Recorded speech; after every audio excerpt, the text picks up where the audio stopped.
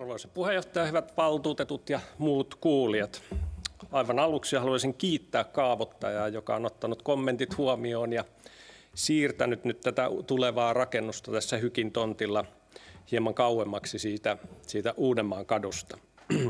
No, tontin vieressä varoittava esimerkki, siihen rakennettiin uudet talot aivan kiinni siihen viereen ja sehän on hyvinkääläisiä hieman järkyttänyt, koska se on aivan tiessä kiinni ja siitä kaadettiin nämä puut pois. Ja eipä se talojen ulkonäkökään nyt ole kauhean hurmannut. Voi olla, että joku näkee niissä tämmöistä DDR-laista estetiikkaa, mutta ei se nyt ole hurmannut ketään ehkä.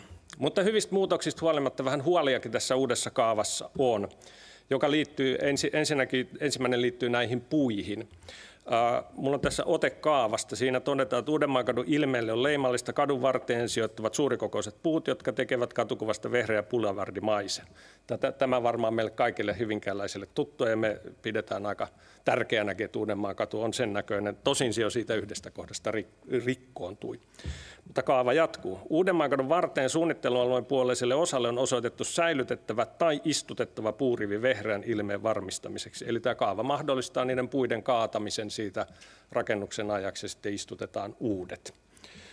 Eli niitä nykyisiä puita ei kaavassa varsinaisesti suojella, mutta se, että siinä tulee puut olemaan jatkossa, se tietysti tarkoittaa, että sitten siinä voi mennä parikymmentä vuotta, että siinä taas on vähän isommat puut.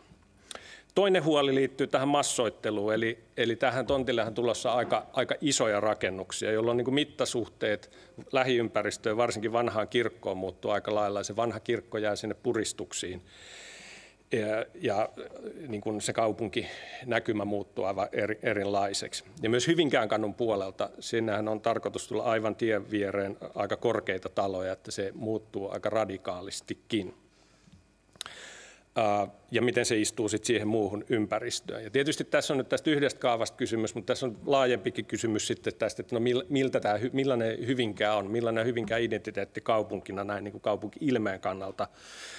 Ja tässä tavoitellaan kaupunkimaisuutta, mutta sehän nyt ei pelkästään tällaisilla taloilla synny, vaan kaupunkimaisuus edellyttää ihmisiä, kaupunkikulttuuria, sopivia kaupunkitiloja ja yleensä jonkin kokoista kaupunkia.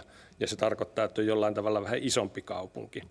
Mä vähän veikkaan, että jos ihminen haluaa hyvin kaupunkimaiseen ympäristöön, hän ei muuta Hyvinkäälle, vaan niin kuin me kaikki aina täällä todetaan, että puistomaisuus, vehreys, luonnonläheisyys on se Hyvinkään vahvuus. Ja tässä onkin vaarana, että Hyvinkään niin kuin menettää hiljalleen näillä tällaisilla kaavoitusratkaisuilla tämän puistomaisen identiteettinsä. Sitä en sano, että rakentaa voi ja pitää uutta, mutta se, että minkä kokosta ja minkä näköistä mihinkin kohtaan. Vaarana tässä on, että tänne tulee vähän tämmöinen mitään sanomaton lähiömäinen identiteetti, mutta hyviäkin puolia tässä uudessa kaavassa on. Kiitos.